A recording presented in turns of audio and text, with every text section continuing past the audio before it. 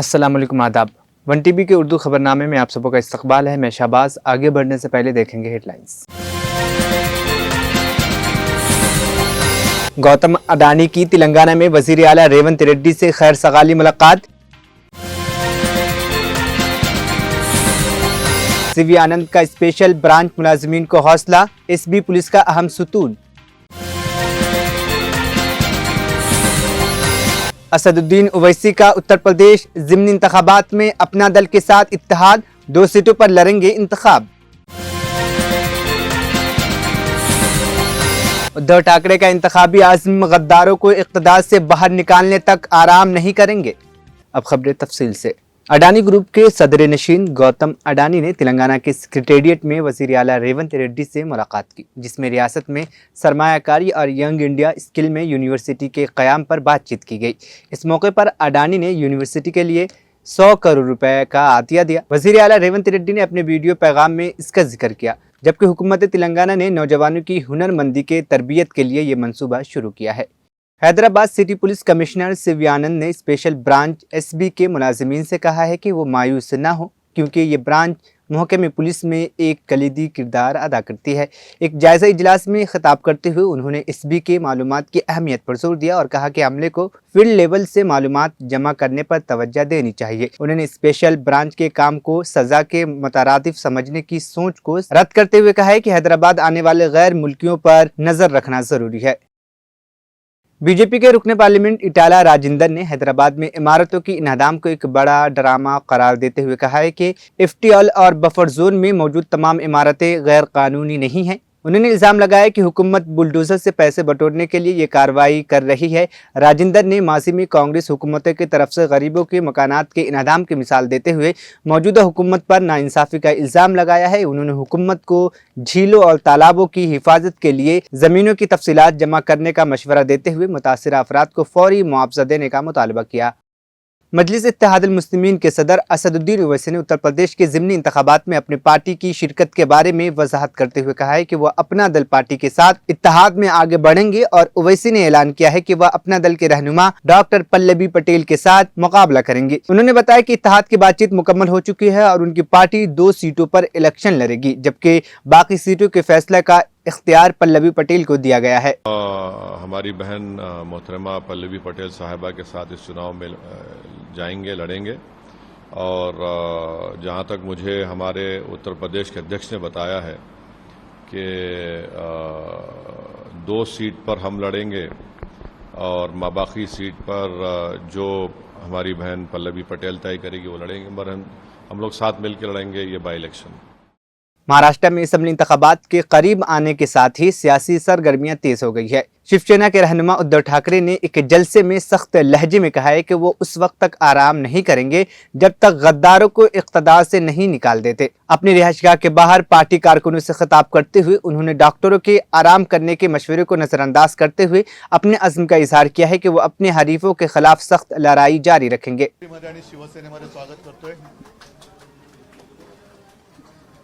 काय बोलायचं? दसऱ्यानंतर आज पहिल्या प्रथम मी तुमच्यामध्ये आलेलो आहे। मधल्या काळात जरा एक वारी करावी लागली होती हॉस्पिटलची। आनंदाची गोष्ट अशी आहे की त्याच्यानंतर मी डॉक्टर म्हणाले होते आराम करा वगैरे, पण आता आराम करायचा तरी किती? आधी हराम्याना घालवायचंय, त्याच्यामुळे आता आराम नाही। पण आज कामाला सुरुवात केली, मुहूर्त चांगला लागलाय। आबासारखा एक मजबूत गडी शिवसेनेत सामील होत आहेत, शिवसेना परिवारात सामील झालेले आहेत। आबा तुमच्या हातामध्ये मशाल दिलेली आहे, याचा अर्थ ज्याला त्यांनी समजून घ्यायला पाहिजे। आता ही मशाल कशी पेटवायची आणि कोणाला चटके द्यायचे हे तुम्ही ठरवायचंय।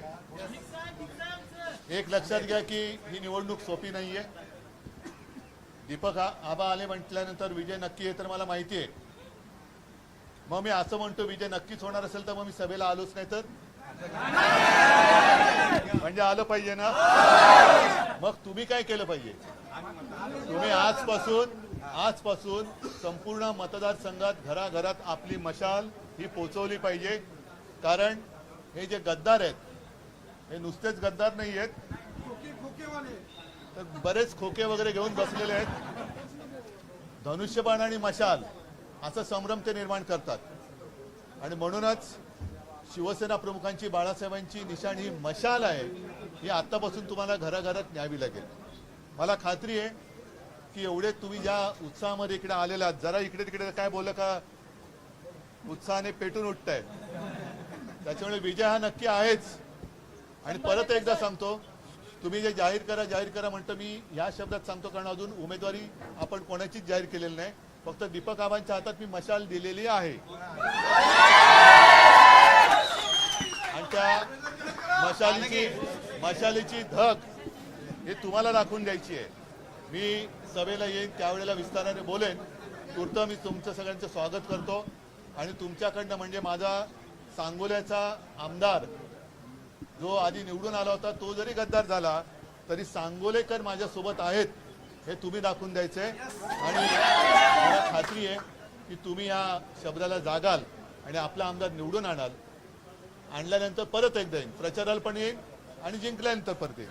तोपर्यंत सगळ्यांना. महाराष्ट्र में असम्बली इंतखाबात से कबल महाविकास अघाड़ी ने महायुति हुकूमत पर संगीन इल्जामात आयद किए हैं. हुकूमती पार्टी ने उन हलकों से वोटर्स के नाम हटा दिए हैं जहां MVA ने लोकसभा इंतखाबात में नुमाया कामयाबी हासिल की थी. MVA के मुताबिक हर इंतखाबी हलके से कम 2500 से 10,000 नाम खत्म कर दिए गए हैं. महाराष्ट्र के कांग्रेस के सदर नाना पटोले ने इस मामले पर सवाल उठाते हुए कहा है कि अगर इलेक्शन कमीशन हुक्मरान जमात के जेर असर है तो शफाफ इंतखाबात कैसे मुमकिन है.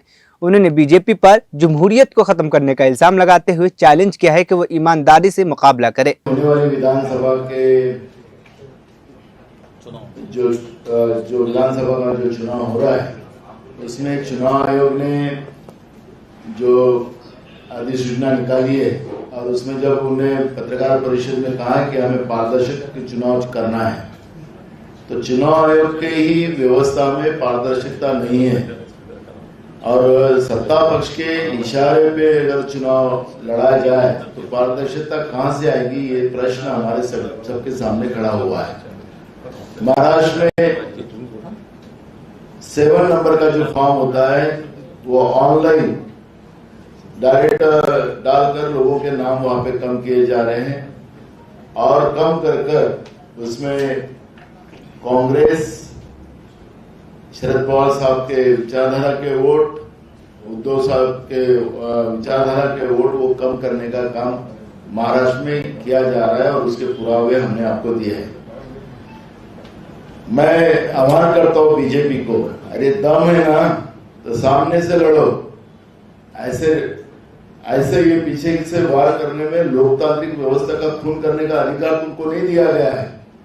अगर गलती से तुमको दिल्ली में पावर मिल गया है तो उस पावर का, और राज्य में भ्रष्टाचार से बनी हुई असंवैधानिक सरकार, ये सरकार के माध्यम से महाराष्ट्र में होने वाली लोकतांत्रिक व्यवस्था की जो चुनाव है, जो लोकतांत्रिक व्यवस्था का उत्सव है, और ये महाराष्ट्र शाहू आंबेडकर का महाराष्ट्र है.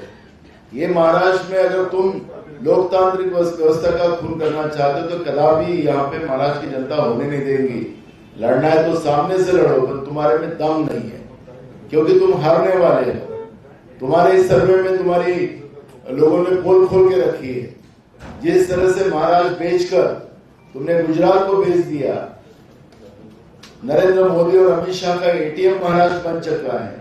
महाराष्ट्र को लूटने का काम किया और महाराष्ट्र की जनता इनको सत्ता से बाहर निकालने का मानस बना कर रखी है. तो यही अब हारने के डर से लोकतांत्रिक व्यवस्था का खून करने का काम ये लोग कर रहे हैं. आपने देखा होगा कि लास्ट हमने चुनाव के पहले ही महाराष्ट्र की DG जो है उसके बारे में हमने कंप्लेंट की थी चुनाव आयोग को. वो कहा था कि असंवैधानिक व्यवस्था के आधार पर DG की नियुक्ति हुई रश्मि शुक्ला की. अब चुनाव आयोग ने जो इलेक्शन जिस दिन डिक्लेयर किया उस दिन प्रेस कॉन्फ्रेंस ली. उस दिन लोगों पत्रकार जी ने पूछा कि आप DG बदलने वाले हो क्या, तो चुनाव आयोग कहते हैं कि हम बदल नहीं सकते, DG के अधिकार हमारे नहीं है. फिर वेस्ट बंगाल का DG आपने कैसा बदला, उसका जवाब भी चुनाव आयोग को देना पड़ेगा। अगर चुनाव पारदर्शी करना हो तो ये व्यवस्था के आधार पर चुनाव आयोग ने तुरंत एक्शन लेना चाहिए और महाराष्ट्र में चुनाव पारदर्शी होना चाहिए। मांग हम तीनों दल, कांग्रेस, उद्धव साहब का गठ और शरद पवार साहब के गठ के माध्यम से हम लोग करने जा रहे हैं और महाविकास आघाड़ी के माध्यम से किए जा रहे हैं।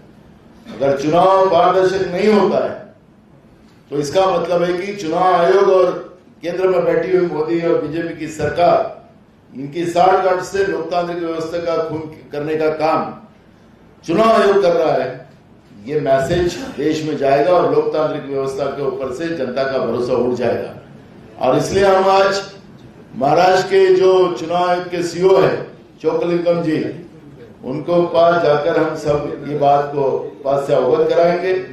जो पुरावे हमारे पास है वो उनको देंगे और जो ऑनलाइन पद्धति से जिस तरह से ये पाप करने का काम जो किया जा रहा है उसको तुरंत रोकने का आदेश वो दे। और ये चुनाव आयोग की जो प्रक्रिया है, अब सरकार का कोई दखलंदाजी नहीं होना चाहिए। और एक दूसरा है कि महाराष्ट्र सरकार ने योजना दूत के नाम से 50,000 लोगों की नियुक्ति की है और उनको 50,000 रुपया दिया जाएगा। सरकार की योजना है उनके घर तक पहुंचाने के लिए वो, लेकिन सब लोग संघ के हैं, बीजेपी विचारधारा के हैं और सब प्राइवेट लोग हैं, सरकारी लोग नहीं है। और ये लोग सरकार का बैच लगाकर लोगों के घर जाकर वो कैंपेन वो लोग कर रहे हैं। जो महाराष्ट्र की जनता के पसीने का पैसा जो राज्य की तिजोरी में है उसको ये उड़ाने का काम और अपना कैंपेन करने का काम ये लोग कर रहे हैं। ये भी इस बारे में भी हम कंप्लेंट चुनाव आयोग को करेंगे। तुरंत ये योजना व्यवस्था बंद की जाए, ये मांग हम करेंगे। संजय राउत जी का बयान सामने आया है कि महाराष्ट्र की मराठी सरकार सक्षम नहीं है। संजय राउत का मुद्दा भी है, जागा वाटप महाराष्ट्र सक्षम नाही आहे, चर्चा करणार आहे। आम्ही सध्या याच्यावर बोलतो आहोत।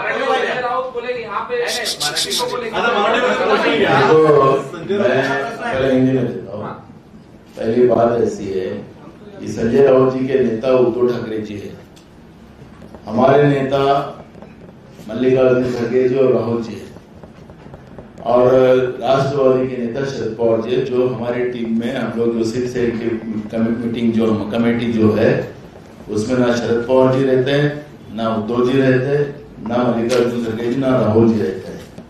लेकिन हम लोग कमेटी जो बनी है उनके आदेश से बनी है, हमारे तीनों नेता के आदेश से बनी है। हमारी जवाबदारी है कि हमारे नेता को जो भी कुछ हुआ वो मालूमात देना, वो हमारा अधिकार है, वो देना पड़ता है। संजय राउत उद्धव जी को ओवररोल करते होंगे तो उनका इश्यू है, हमें पता नहीं क्या है उनका, अगर वो ऐसा बोलते हैं तो। लेकिन हम हमारे नेताओं को हम वास्तविकता बताना ये हमारी जवाबदारी है और वो हमने काम किया है। संजय राउत का काम, संजय राउत क्या कर रहे हैं हमें संजय राउत के बारे में मुझे कुछ बोलना नहीं।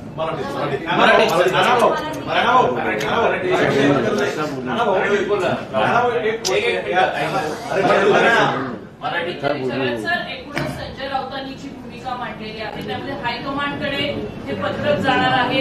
एकूणच सीट सेलिंगची चर्चा जी आतापर्यंत मुंबईत होती ती दिल्लीपर्यंत जाणार का?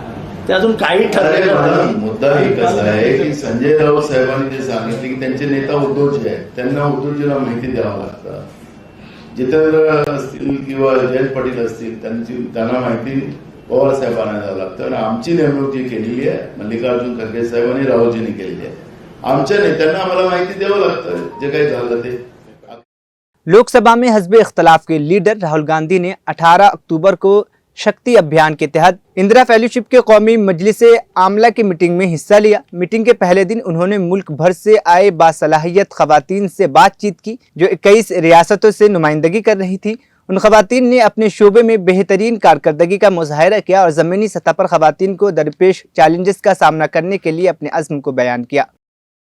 आम आदमी पार्टी के सीनियर रहनुमा सत्येंद्र जैन को तिहाड़ जेल से रिहाई मिल गई है। ये रिहाई मनी लॉन्ड्रिंग केस में सिटी कोर्ट की जमानत के बाद हुई। दिल्ली के वजीर आला आतिशी और दीगर पार्टी रहनुमाओं ने जेल के बाहर उनका इस्तकबाल किया। रिहाई के बाद जैन ने बताया कि डॉक्टरों ने उन्हें कहा है कि वो नहीं समझ सकते कि उन्हें जेल क्यों भेजा गया। उन्होंने तंजिया अंदाज में कहा कि शायद आतिशी को भी जेल जाना पड़ेगा, लेकिन नाइंसाफी के खिलाफ पार्टी की जिद्दोजहद जारी रहेगी। मेरे साथ खड़े थे डॉक्टर कहते हैं जैन साहब समझ नहीं आया आपको अरेस्ट क्यों किया।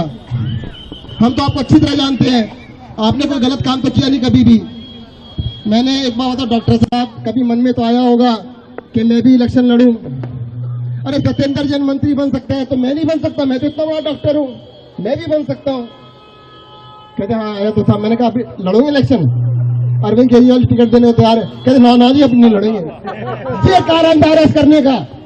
आम आदमी इलेक्शन ना लड़े, आम आदमी पॉलिटिक्स में ना आ जाए और आम आदमी आके इनकी दुकानदारी बंद ना कर दे, इसके लिए किया गया।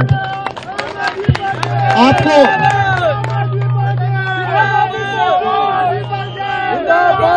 इस देश के सारे रिसोर्सेज को उठा के कुछ चुनिंदा लोगों को दिया जा रहा है, सब कुछ उठा के कुछ लोगों को दे रहे। अरविंद केजरीवाल उसके खिलाफ लड़ रहे हैं, कहते जनता के लिए करूंगा, जो करूंगा सबके लिए करूंगा। वो कहते नहीं, मैं सिर्फ 2 के लिए करूंगा। असली कहानी वो है, 2 के लिए काम करने वाली सरकार और वर्सेस अरविंद केजरीवाल जनता के लिए काम करने वाली सरकार। भारत माता की, भारत माता की। इंकलाब, इंकलाब, इंकलाब। मैं आतिशी जी के बारे में बताना भूल गया, पीछे खड़ी थी, दिख नहीं रही थी। देखो एक एग्जाम्पल और देख लो। आतिशी जी अब हार्वर्ड से पढ़ के आ गई, अब इनको भी जेल तो जाना पड़ेगा, ये बता रहा हूं पहले।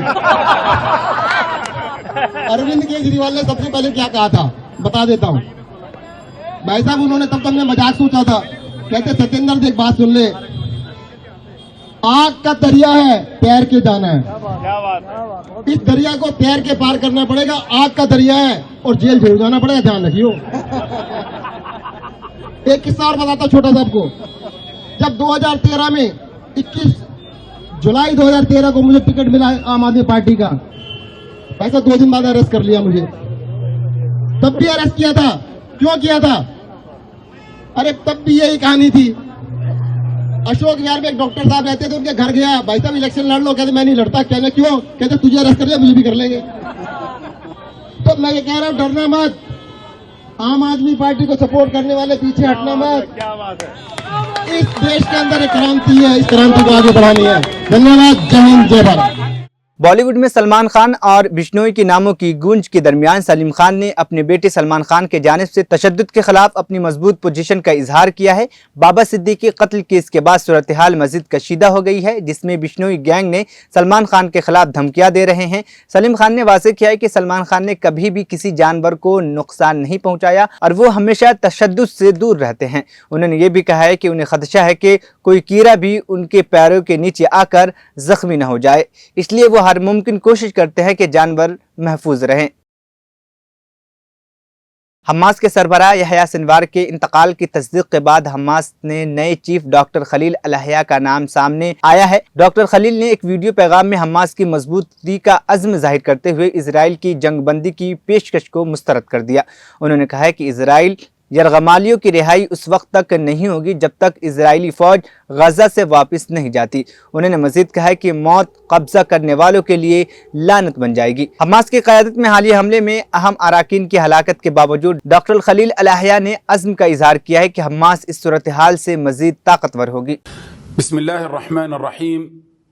मिनल मुमिनीन रिजालुन सदक़ू मा आहदुल्लाह अलैहि फमिनहुम मन क़दा नहबह व मिनहुम मन यंतज़िर वमा बद्दलू तब्दीला बकुल्ल मआनी अश-शुमूख़ वल-किब्रिया वल-इज़्ज़ति वल-करामा तनआ हरकतुल मुक़ावमतुल इस्लामिय्यतु हमास इला शअबिना अल-फ़लस्तीनी व इला उम्मतिना जमीअन व अहरार अल-आलम रजुलन मिन अनबल ar-रिजाल व अशजअ ar-रिजाल रजुलन कर्रस हयातहु मिन अजल फ़लस्तीन व क़द्दम रूहहु फ़ी सबीलिल्लाहि अला तरीक़ तहरीरिहा सदक़ल्लाह फ़सदक़हु अल्लाह واصطفاه الله شهيدا مع من سبقه من إخوانه الشهداء ننعى القائد الكبير الأخ المجاهد الشهيد يحيى السنوار أبو إبراهيم رئيس المكتب السياسي لحركة المقاومة الإسلامية حماس وقائد معركة طوفان الأقصى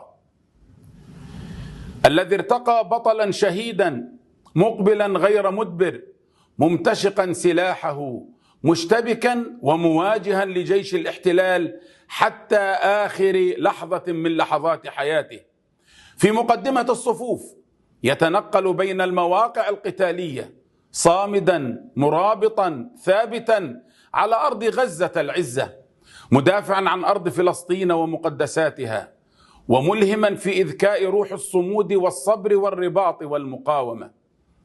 أبناء شعبنا العظيم، أمتنا العربية والإسلامية، أحرار العالم، لقد عاش الأخ القائد الشهيد يحيى السنوار مجاهدا وشق طريقه في حركة حماس منذ كان شابا يافعا منخرطا في أعماله الجهادية، ثم في سنوات الأسر 23 قاهرا للسجان الصهيوني، وبعد أن خرج من السجن في صفقة وفاء الأحرار واصل عطاءه وتخطيطه وجهاده حتى اكتحلت عيناه في 7 أكتوبر 2023 يوم الطوفان العظيم الذي زلزل عمق الكيان وكشف هشاشة أمنه المزعوم، وما تلاه من ملاحم الصمود الأسطوري لشعبنا وبسالة مقاومتنا المظفرة، إلى أن نال أشرف مقام وأرفع وسام،